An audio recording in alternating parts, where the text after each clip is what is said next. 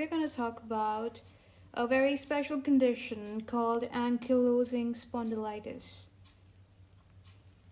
Now, this video is especially about high yield material for the USMLE Step 2 exam. However, if you're just a medical student currently in second year, I'm pretty sure it's going to help you.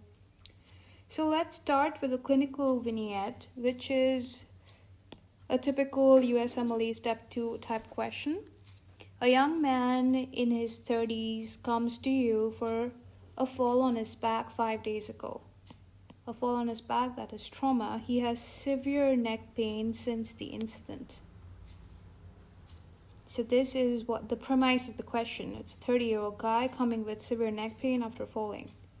He has had lower back pain since 3 years. As you read further, you discover that he has a chronic condition, which is worse in the morning and after office work as a software developer, which means it involves sitting. Pain, which is worse in the morning, usually means morning stiffness, which is associated with inflammatory conditions. Now, Schober test shows decreased range of motion of spine and tenderness of the sacroiliac joints. Patient's condition is often associated with. Now, a Schober test is a test specifically done to see the mobility of the spine, to see if the spine is flexing adequately. In there, we take one point as a lumbar vertebra, and the other point are these superior iliac spines, which we call the dimples of Venus, okay? Because they're so beautiful. I'm just kidding. And you measure this distance with a tape. I'm just giving a very, very rough layman definition of this test. And then you ask the patient to bend forwards. And then you measure this distance again. If this distance increases, then to a sufficient amount, then you know that the patient has appropriate spine mobility. However, if you see that the distance is not increasing and the person has a stiff back, then you can safely assume that this person has some kind of vertebral condition, okay? So the mark is made between L5 and the dimples of Venus. You remember that. And this distance is equal to 10 centimeters. Now, so this patient has a stiff back. Now, this condition is associated with what? Look at the answer choices. Urinary incontinence. Now, does this patient have any neurological signs? No. So it probably isn't that. They have given you morning stiffness, and that has given you a big hint that this is probably an inflammatory condition.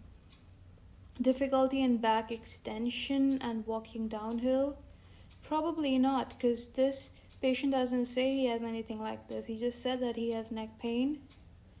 And this is usually associated with pseudoclaudication of the spine, which is not an inflammatory process at all.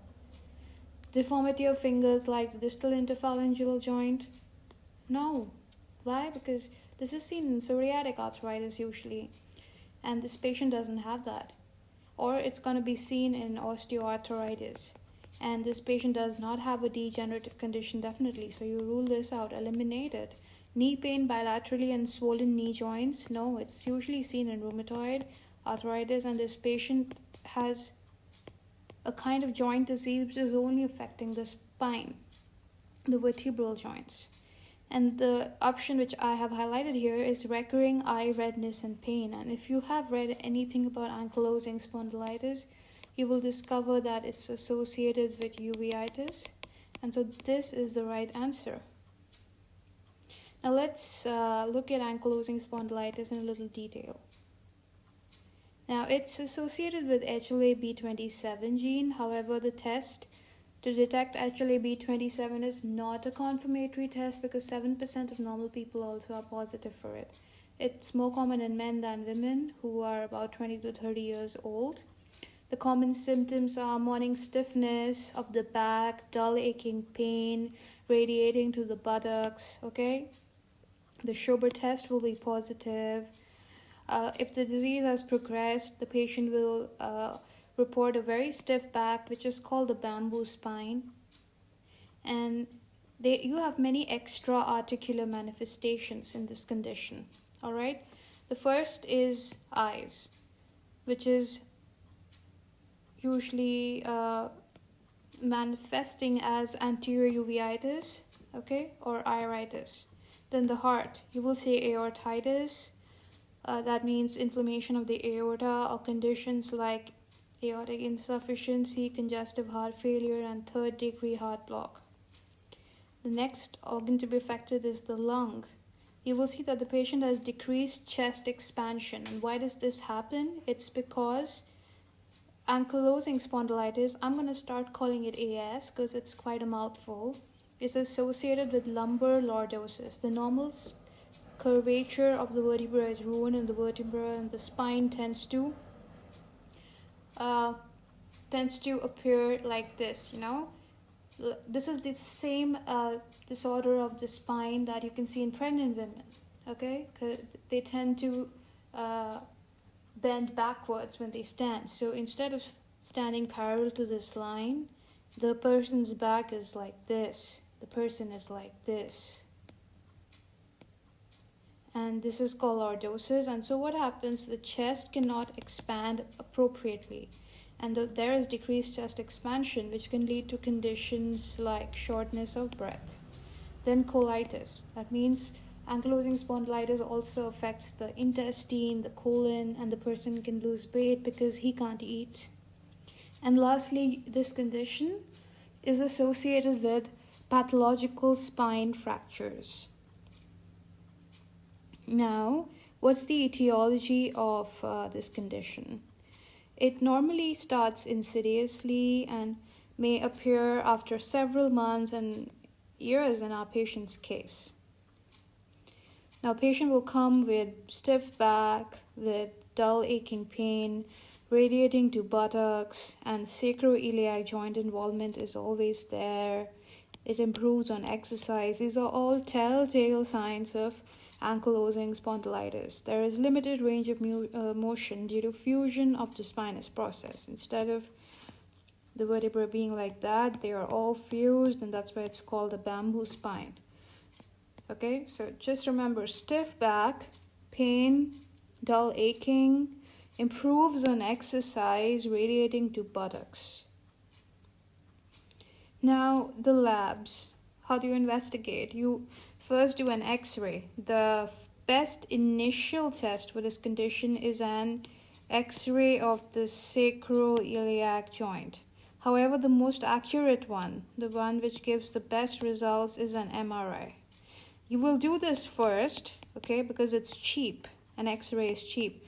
But if you see ossification of annulus, fibrosis of intervertebral disc, okay, when you do such an X-ray, you have to do an MRI to confirm it. Late sign will be a bamboo spine. And this you already know, there's flattening of the normal lumbar curvature, and so there is decreased chest expansion.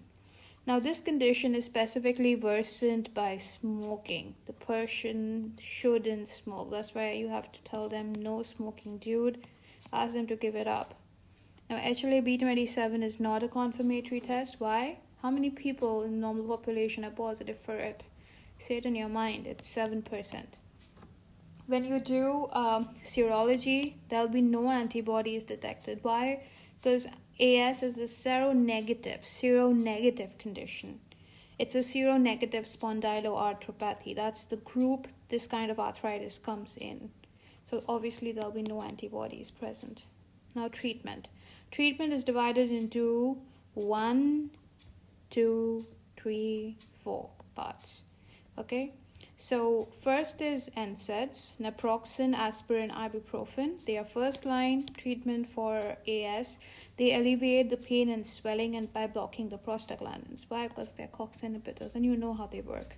Then if that fails, you come to corticosteroids. They also reduce the inflammation, but they have so many side effects that you always think, should I not use them? You try to avoid using them. You can get cataract, osteoporosis, destruction of large joints, avascular necrosis. Oh my god, this is not good. Bruising, thinning of skin and bones, so you want to avoid it. But if the person is not doing well on NSAIDs, you have to give steroids. Then come disease-modifying anti-rheumatoid drugs, which are even more dangerous, like methotrexate, which can cause liver cirrhosis, and the person will need a new liver then, or affect the bone marrow, which leads to anemia. So always remember to give folic acid with methotrexate. Last, you have biologic agents, which are newest drugs. They're interesting. They are like a ray of hope for us. Okay, what are they? They are a ray of hope, and they come in the following forms. You have anti-tumor necrosis factor inhibitors or anti-TNF drugs, namely etanercept or infliximab, which is super famous. It's been used for AS a lot and is sold under the name Remicade. Then you have adalimumab, which was approved in 2016 only. It's very new. It's sold under the name Humira. And then you have golimumab, which is usually used to treat uveitis.